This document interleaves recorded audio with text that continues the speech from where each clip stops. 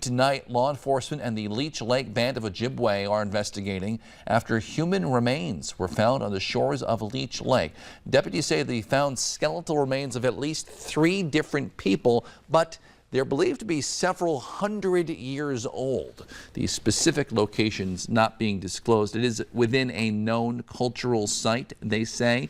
Officials remind people not to disturb an area with human remains.